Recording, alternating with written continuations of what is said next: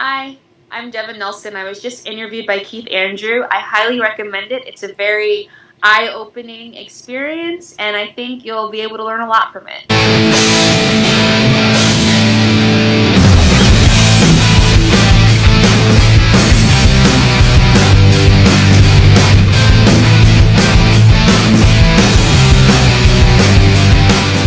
Ladies and gentlemen, I am your host, Keith Andrew, and this is episode 541. I'm here with the talented and beautiful Devin Nelson, and I just want to say thank you for being a guest on the talk show. Thank you for having me, Keith Andrew. No, the honor is all mine. For people who want to know what my talk show is about, the whole point of my talk show is to show people that even with having a learning disability, I can still amount to something.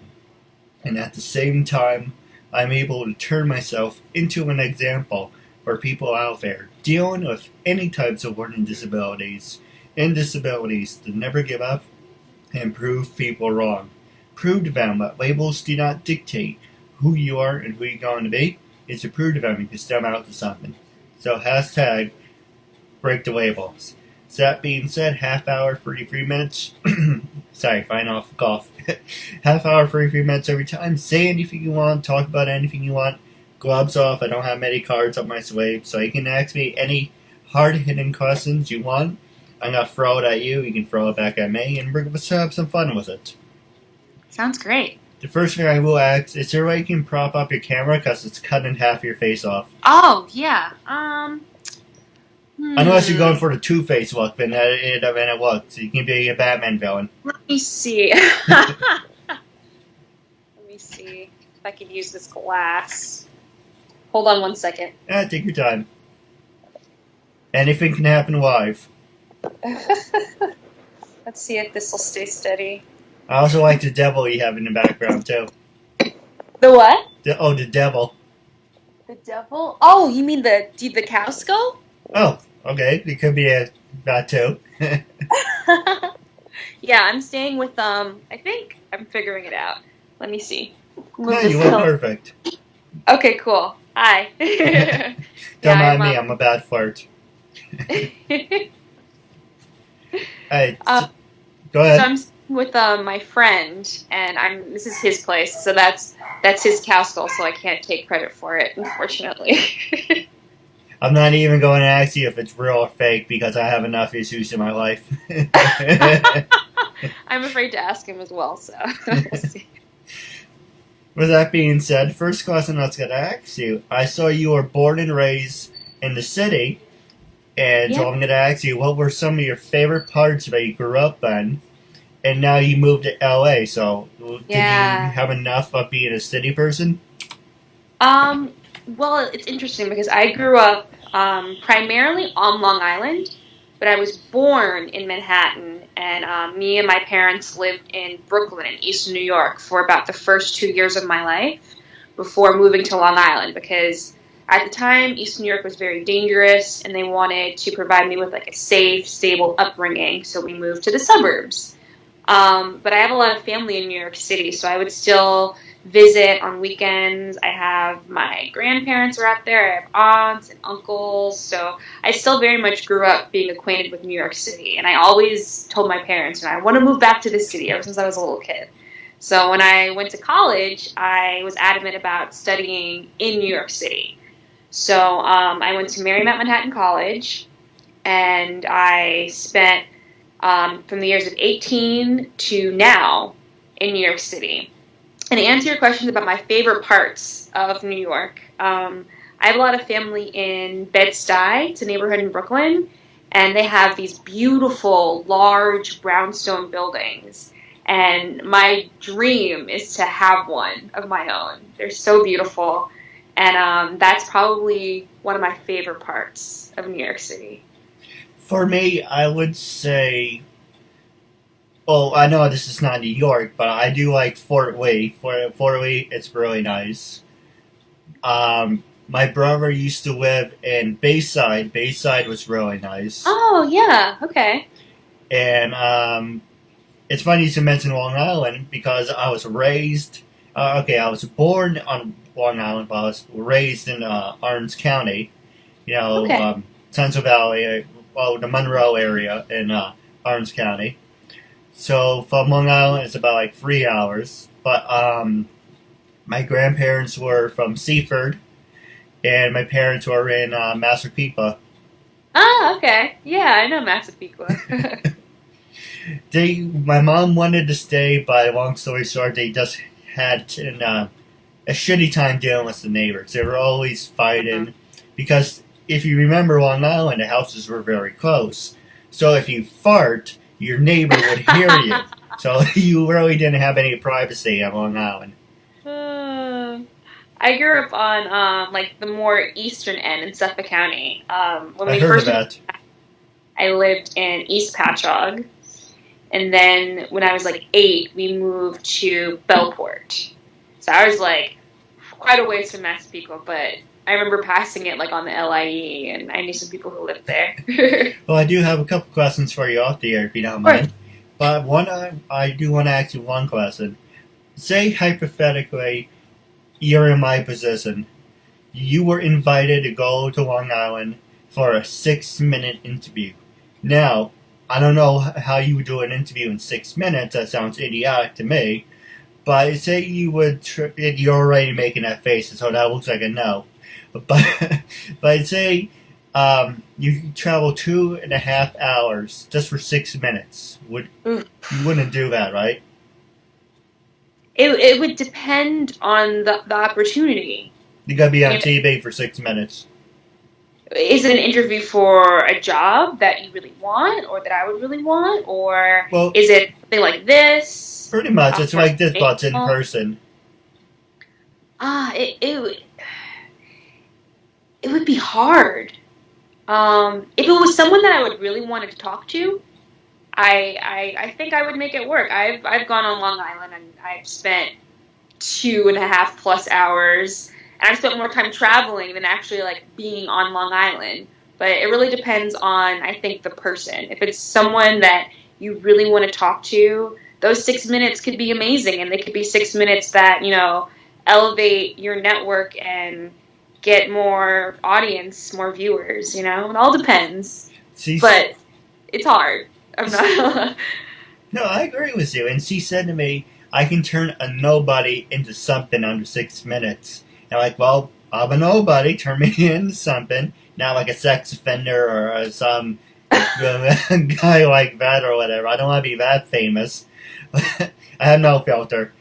And so, but I get 6 minutes to be on TV, and at the same time, I'm not piss away $200, because I don't drive. I'm gonna hire my friend who's a personal assistant to drive me down. So it's kind of, I'm laying out the pros. Okay, the pros is I'm gonna be on Long Island TV, but at the same time, it's kind of like 2.5, maybe 3 hours with traffic. It's I don't know. I don't mean to bitch to you. It's just I really want this opportunity, but it's kind of like there's always a catch to it.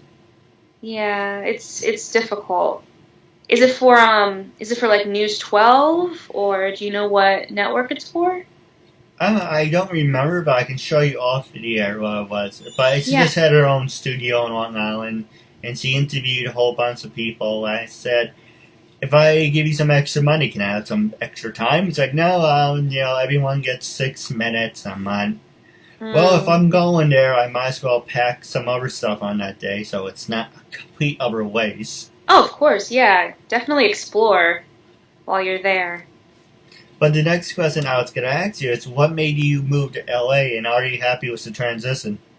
Yeah, this is such a crazy question, because this is officially like my 3rd full day in Los Angeles. So what made me move to LA was I grew up doing theater. And when I was younger, like, my dream was to be on Broadway, to do, have a career in musical theater. And I studied theater all the way through my childhood, through college.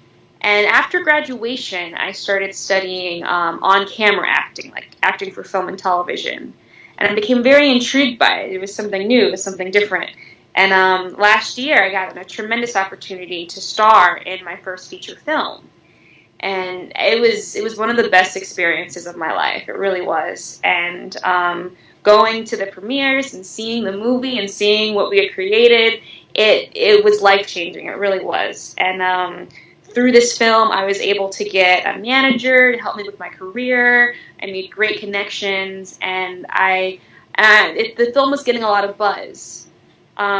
So I came to LA to visit earlier this year, just to see what it was like. I'd never been before, and I have a lot of friends here. And coming here, I'm a lifetime New Yorker, and I feel like whenever I travel, I'm always like, psh, it's all right, but like New York is the best, But coming here, it's so different, and just the feeling, and I love looking at the mountains and the palm trees and the opportunities here. When I came back to New York, I feel like every day I was thinking, why am I not in LA right now? I should be over there. That's where I belong. And I was talking to my co-star from the movie that I did, and he told me, he was like, look, you got to strike while the iron is hot.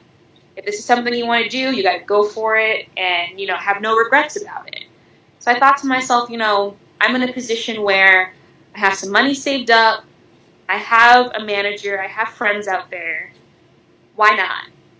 So that is really what made me move out here, me wanting to focus more on film and television, because it's a booming industry over here in Los Angeles. The transition has been hard, I'm not going to lie. Most of my family lives in New York. I don't have any family here in Los Angeles. I have a boyfriend right now who is in New York, which is very hard to say goodbye to him.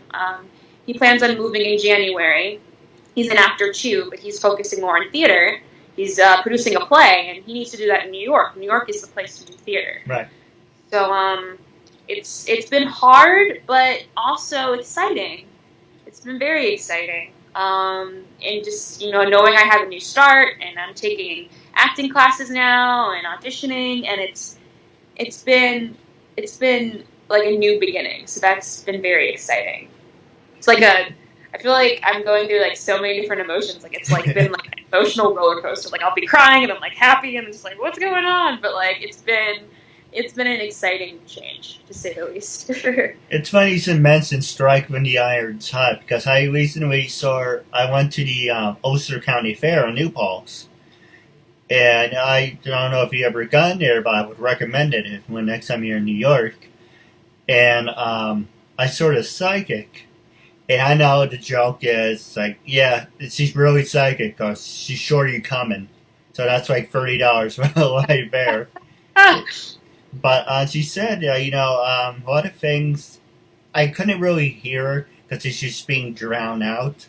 But she's like, oh, sit closer, sit closer. I was like, well, I don't want to sit in your lap. So I was like this the whole time. And a couple of things she said was, you're going to go on a trip.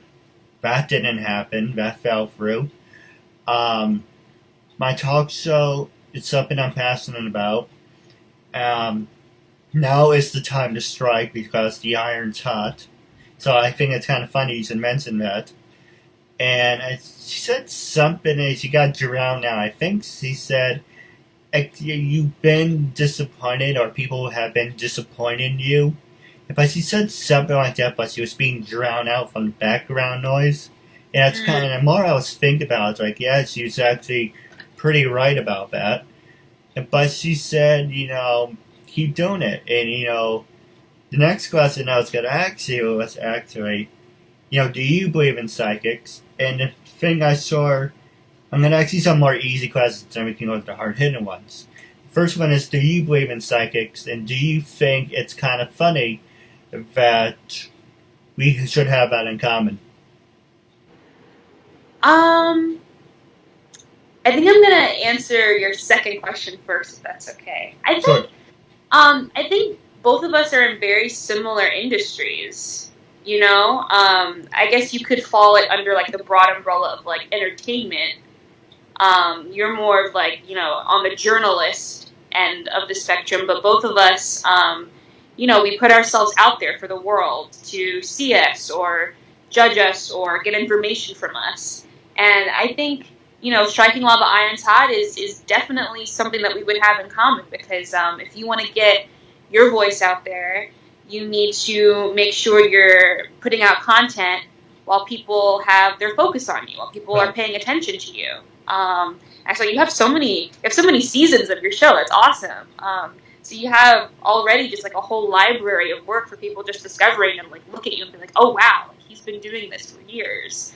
So I think definitely both of us need to seize opportunities in order to really fulfill our passions and do it to the most, highest extent possible. So I definitely don't think that's a coincidence because we're kind of like in similar areas, I feel like.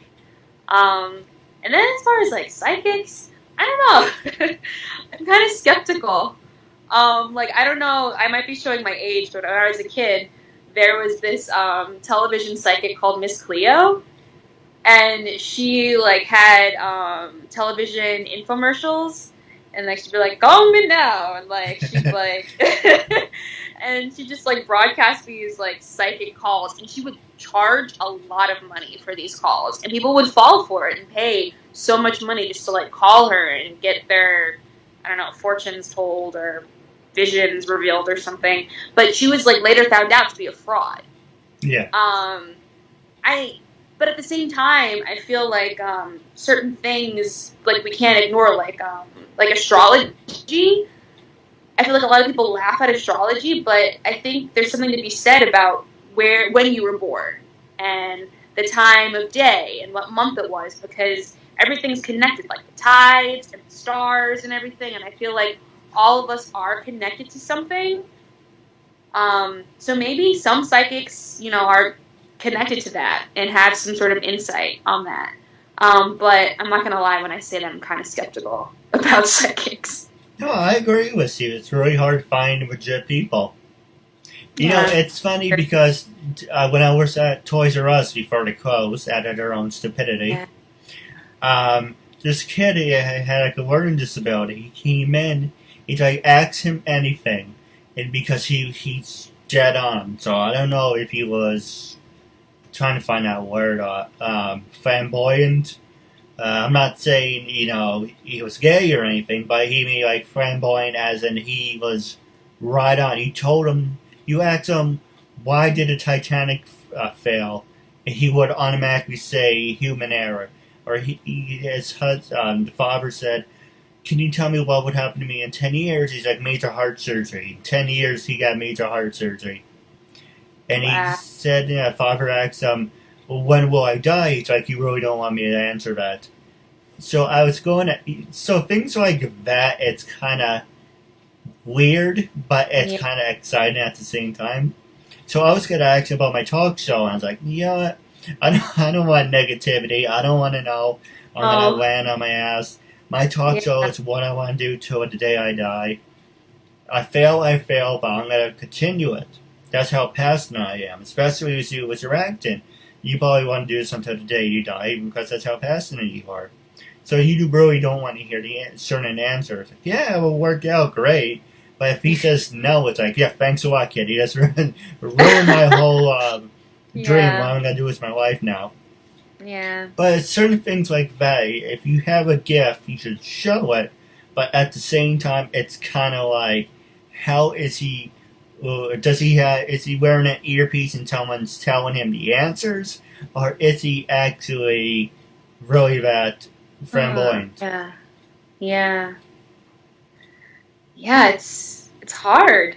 It's really hard. Now, the next question I was going to ask you, and then go to the hard-hitting ones, is I saw about you went to Mount St. College in New York City.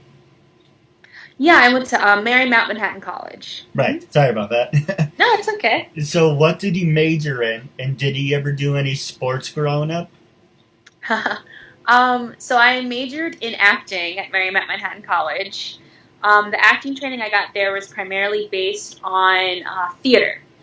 So it was a 4-year program, and we kind of went backwards in time throughout the program. Like my freshman year, we studied contemporary acting, dealing with plays happening today in the present.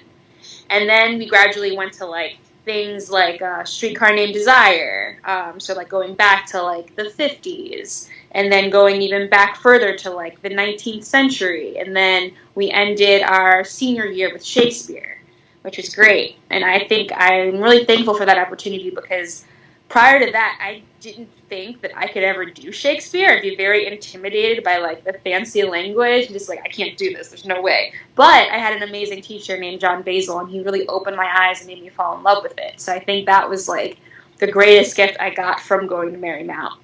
And then when I was a kid, I never played, like, sports, but I did dance. And a lot of people will say, I mean, dance is hard. It's just as athletic as sports, but it's also, like, creative. So there's, like, an artistic side to it. So I didn't play traditional sports, but I did dance, like, all throughout my childhood. Now, last easy question that I can ask you more about your acting career is, did you ever get the chance to do one of those human pyramids, or not into the whole human pyramid stuff? Like the cheerleaders? I guess it's funny every time I mention that the cheerleading does come up, but I just mean, like, for fun. As a kid, yeah, like, we'd be in the backyard and we would attempt to do it. Thankfully, it never, like, went terribly high. Otherwise, I think one of us would get seriously hurt. But yeah, it is kind of like one of those silly things you do as a kid when you're in the backyard. Like, let's try it. Let's see what happens. And you just fall on the ground and look like an idiot. I love that stuff. I'm a loser. I am, like, proud to say that I can be, like, very awkward and weird. So, yeah. Would you ever be interested in doing one, or is that past tense? I think I'm older now, so I think I might hurt myself. Hey, don't knock it till you try it, right? That's true. So my last question I was going to ask you, we're going to focus on for the last remaining time, is that you are an actor, a playwright, you're a teasing artist, you're a director, and a brand ambassador. One, I'm looking for a brand ambassador for my show. I would love to hire you for that. But with everything you accomplish in your life, what are some of your biggest hurdles that you accomplished, and what were some of your biggest accomplishments?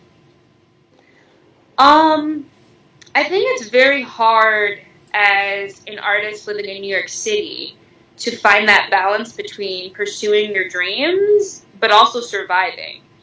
New York City is a very hard place to live. It's a very expensive place to live. It is.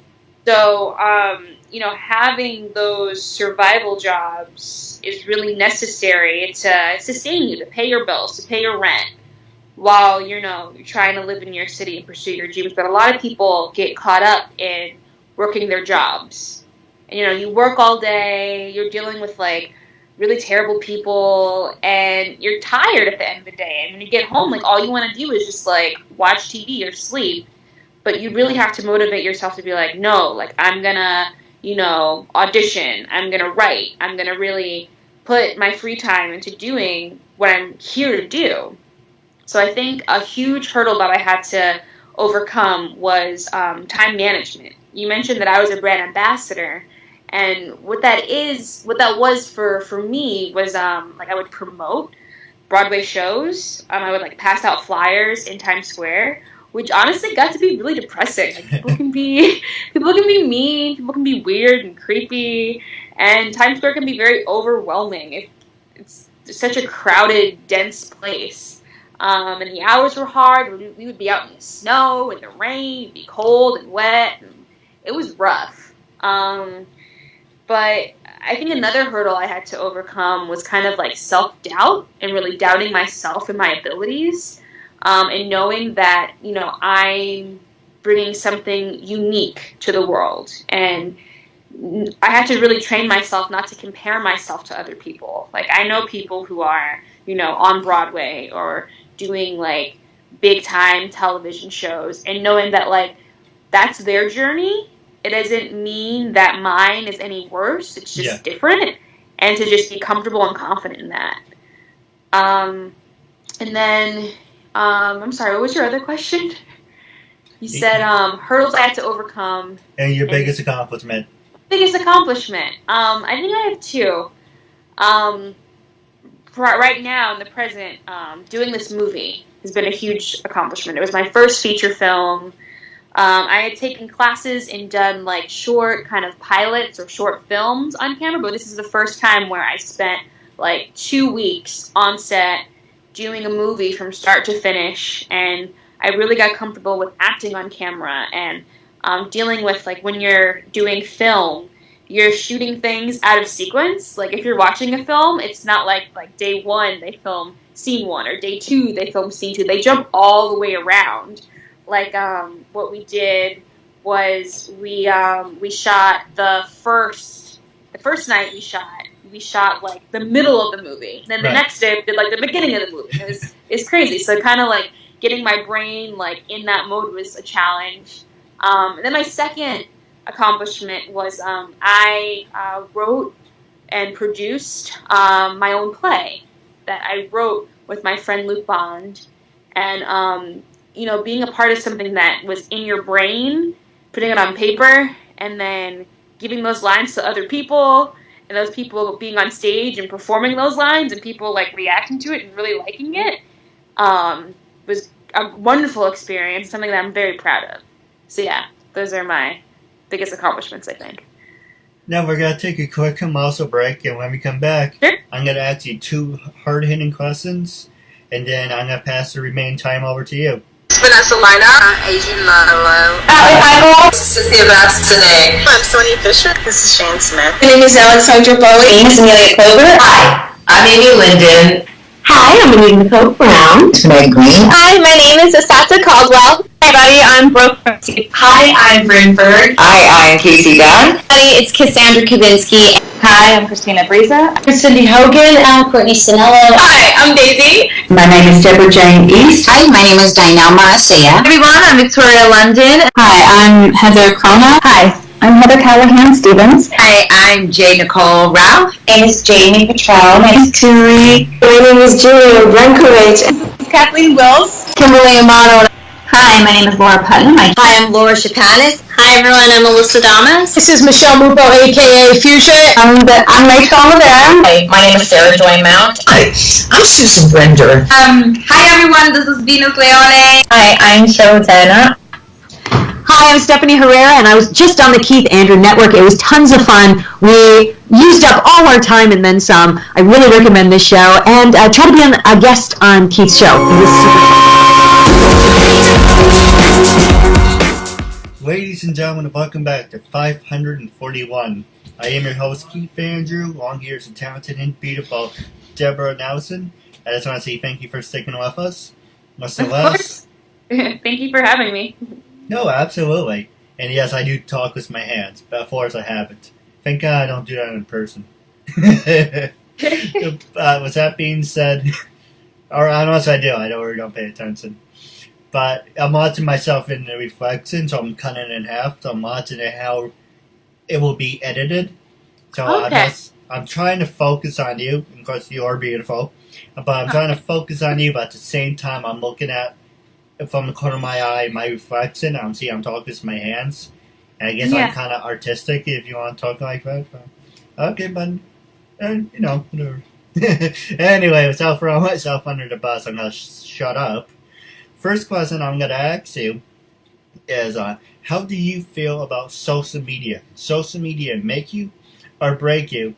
And with everything you accomplished in your career, how did you deal with people with using the race card? Do you think, and not sound like an asshole on that, I do apologize, but how do you feel about overcoming stereotypes? Do you think things are harder for you?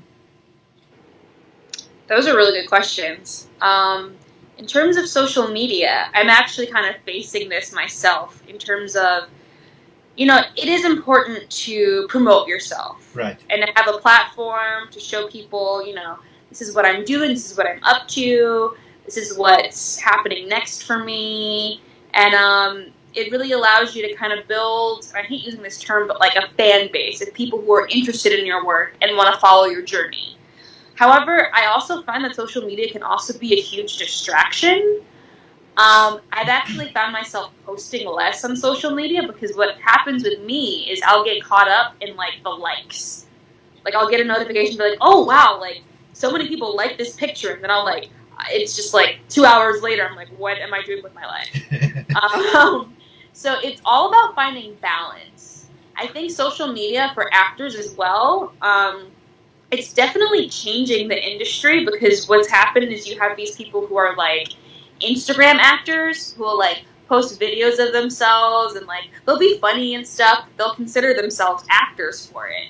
And to people who have, spent their time and their money like really studying acting and devoting themselves to the technique, it's kind of like, okay, like, you are funny on Instagram, but I don't know if I would consider you an actor. Yeah. So it's definitely a double-edged sword, I think. I think it's a necessary evil, but you have to use it wisely and not have it deter you from the work, I think. And as far as me being a black woman in the industry, I think I have had to overcome certain stereotypes.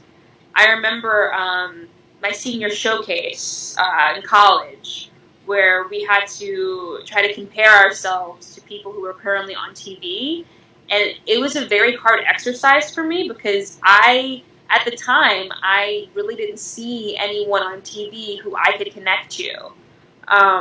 A lot of the times, when you look on TV or in the movies and they depict a black woman, it's a stereotype. And I didn't fit into any of those boxes. Fortunately now, I think times are changing and there are more shows that reveal the diversity of black people in particular. You have shows like Atlanta, shows like Insecure, She's Gotta Have It, Dear White People, that really show like multifaceted views of black people. So I'm very fortunate that times are changing, but I have had experiences where I've had to, prove people wrong and show people that, we're not all one way. Yeah. We can also be awkward, geeky, alternative. There's so many different, types of black women. No, I agree. I'm not throwing myself under the bus, because I was labeled mentally disturbed, mentally disconnected, handicapped, retarded. I read and learn at a 5th grade level, and people are like, oh, but yet you're doing a talk show. Yes, because I've been doing this for 5.5 years, but going back, I've been doing this since, high school. It's just what I'm very passionate about. I want to do this until I'm 6 feet under and dead. And I'm not saying that to be cute or funny, but that's how passionate I am. And it's kind of like, yes, but at the same time, I'm handcuffed because I can't go to college. I was pushed through high school. There's certain things that you can do laps around me. But for me, it's like you're 10 and I'm a 5. A lot of people said stop saying that. But you're 10 and I'm a 5 because I learn at a slower pace. Someone will give you a script, it's like, okay, read this. If you're like, okay, for me, I would have to physically break it down and go over it step by step like 3, 4, 5 times until it sinks in. That's why I learn at a slower pace, and because of that, people say I'm retarded. And I learn more hands-on than actually learning base. So, it's all about the same thing and how you present it. I'm not saying I'm better than you or you're better than me because you've done all these great things. But I think it's not a competition. And a lot of people like to say life is a competition. For an example, I use my brother for an inspiration, but I get jealous when he does something, and it's like, well, why can I do that? What am I doing wrong? But it's kind of like the same thing, or if you have any siblings, you're doing something, it's like, well, why are you doing this, and why can't I do it? It's pretty much you're trying to beat the status quo of saying, doesn't matter, white, black, Asian, Spanish, if you have the heart and passion of doing what you love, then you should go and do it. Cut out all the bullshit, cut out the middleman, fat man. Well, in my case, I have a fat neck, so a lot of people say I'm borderline on that. But I cut the fat out, but it's kind of just saying if you're really strongly on doing what you love, you should go and do it. I agree. I definitely do. You were mentioning, you being pushed through high school. Yes.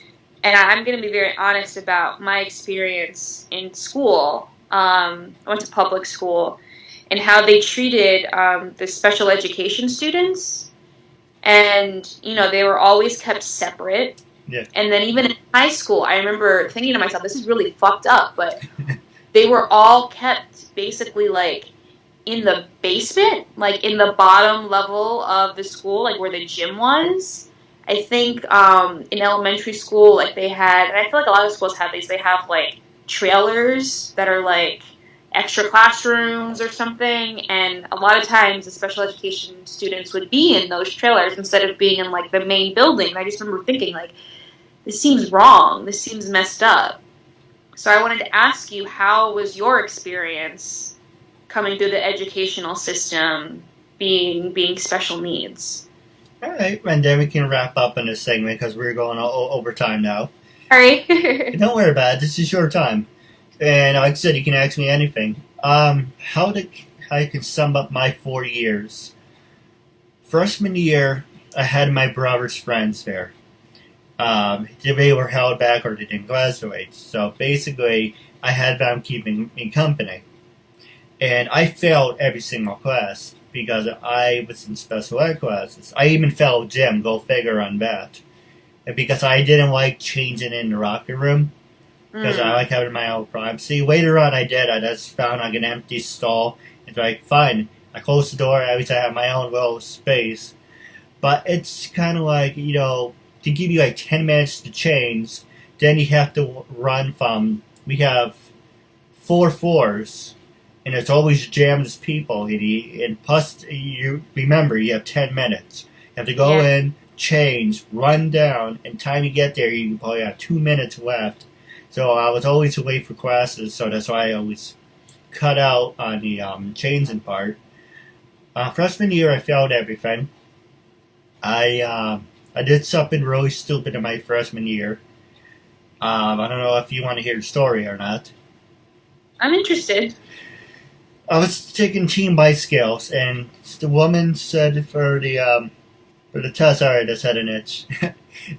She's like, we're doing a test.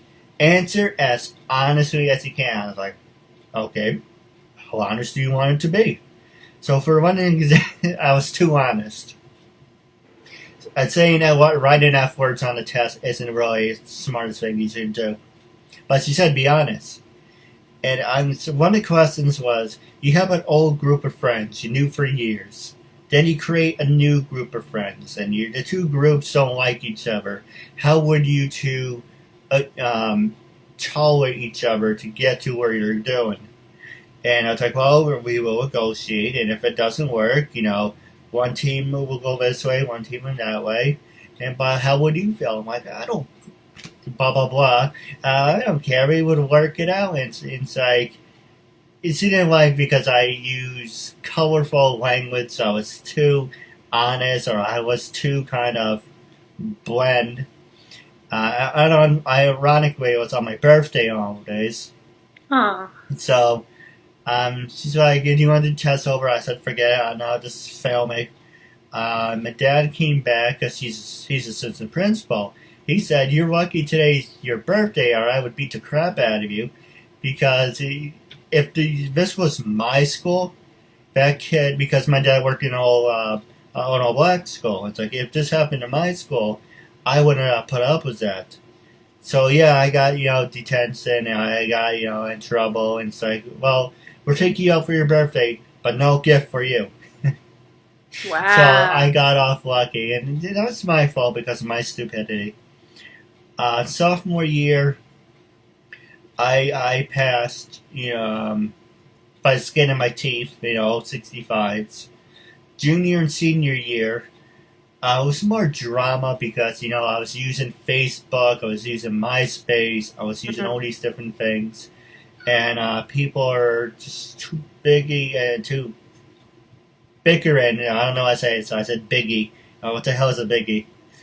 Two people are just too bickering because they're on Facebook, MySpace, AIM. I'll keep sending me last night on AIM, and then they were bringing the paper, and the teacher were making a big deal. It's like, well, what happens outside of school stays out of school. It doesn't matter. But you're dragging it in, you're making this into a friggin' social thing. So I made a deal with my teacher. I said, I tell you what, I'm a poor test student. I fail badly at tests. Give me the work. I will do the group projects, and I will show you that I'm passionate about doing what I'm doing. Can you give me 1 second? Yeah, of and course. I'm pretty much showing you, look at what I'm capable of doing, because at the time, I have poor social skills. I'm not the same person who I was now. Then I was socially awkward. I didn't like being in the group settings and everything. So I said, give me the work, I will do it, I will show you, but I'm trying my best. Can you give me a 65 or 66? If somehow that went from one teacher to another, and so I do the work, just pass me. That's why it's like, you're not going to amount to anything anyway, so we're just going to pass you, push you through. Because, like I said, I was socially awkward and disabilities and all that. And so that's basically my school, for 4 years. Hey, I'm here, what are you doing? Oh, read the newspaper, sit in the back of the room, don't bother me. Or do mines. Well, there's no mine class back then, as far as I know of. But there's do money, do times, read the newspaper. And I used to skip the class. Like, I don't want to be here. Yeah. In my book I write, I joined the audiovisual department because that's just what I'm passionate about. Of course, I messed that up because I was socially awkward. I'm not saying I'm any prize, but I'm showing you what I can do, and exactly in the book, teacher came down, why is everyone sitting here? So from being a hangout to now being there when you're supposed to be, everyone said, why is this happening? Go blame Keith. Keith started this whole big thing. So my 4 years of school, I was basically pushed along, and that was pretty much it. But I'm showing you, people label me handicapped, mentally disturbed, retarded. Look at what I'm able to accomplish. And this right here is something that I love. And off the record, you were supposed to be 850 something. Long story short about that, real fast. Trying to find the words without going overtime. I created a show. I'm a big wrestling fan.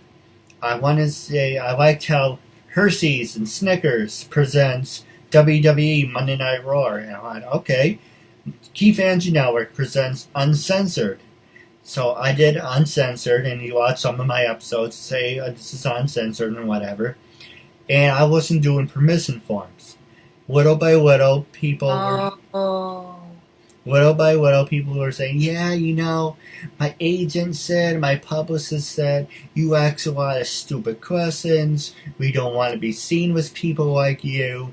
You're degrading. We don't like the video quality. Blah, blah, blah. So I said, screw it. I took everything down, and that's what that yellow belt was, because I was supposed to be my belt. And because I did 300. So I said, fine, took everything down. When I went back, do I have permission? I got up to 200. I said, fine, I'm going to swallow the 100. So thanks to you, we're back to 541. And that's what the big belt is for. And I'm like, now I'm doing everything right. Permission form. If you don't sign the permission form, either by hand or type, or I'm not doing the interview. And now it's like, well, but I did the interview and I'm not really satisfied. Too bad. You signed the permission form. You're going to stand by it. You want me to edit it? I will edit it. If I said something stupid in this interview, you say, Keith, I know you said not taking it down, but can you edit it? Okay, no problem. I can do that. But it's done. It's set in stone. Move on. And then a lot of people are like, oh, I had a great time, like with you, had a great time, can't wait to do it again. Other people are like saying, yeah, you're a one-time thing. But it's kind of like, you can't please everyone. Everyone always has a stick up their ass. So it's kind of like, I'm not going to try to please you. It's like, I am who I am. You are who you are. And if we connect, great. If we don't connect, whatever. And I'm not trying to jump through hoops and saying, I'm going to please you, or I'm going to please you. This is my show. This is who I am. This is what I'm about. And all you have to know is I'm a good person. I have no filter. But I am very passionate about what I do. That's great. And I'm really happy that I got to help, contribute to you getting your numbers back up and everything. It was really a pleasure being interviewed by you. Oh, absolutely. I do have a couple questions for you off the air. But wrapping up, how can people follow you on social media? Are you on Twitter, Instagram, LinkedIn? Yeah. So you can, if you search Devin Nelson, you'll find me on LinkedIn. My Instagram handle is very punny. It's hard to say, but it's Beyonce, be twice, be thrice. It's like a play on Beyonce. And then my Twitter is what_am_I doing. No, it's really cool. It should be a title of my book. What am I doing? But I do have a couple questions for you off the air. But wrapping up, when I first approached you to be a guest in my talk show, what was your first reaction? And after being a guest, how do you feel now, and would you recommend it to other people? I'm going to be completely honest. So I remember getting your LinkedIn invitation, and it was in the midst of me getting ready for my move. Right. And reading it, and I think, this sounds really great. This is something that I should be doing. And I have family members who are special needs, and I think even despite that, and I'm ashamed to say, but it's honest, you can still get caught into preconceived notions of what that is, and you forget that it's a spectrum. So on the flip side, I feel like talking to you, doing this interview, it surprised me because, and I'm being completely honest, because it's so easy to talk to you, and it reminded me just how much we really have in common, and how people should really just throw their judgments to the side and see someone for who they are. And when, talking to you, you're hilarious. You're so funny, and you ask some really great questions, and you're a great listener, and you're truly interested in what your subjects have to say, and you'll respond to it, and you'll find connections to it. So it's been a huge learning experience. I would definitely recommend people to do it because it's a great experience. It really is. Yeah, I appreciate it. I do have a couple questions for you off the air. But sure. Wrapping up our interview segment, it was an honor and privilege having you as a guest, and I'm looking forward to part 2 down the road. Me too.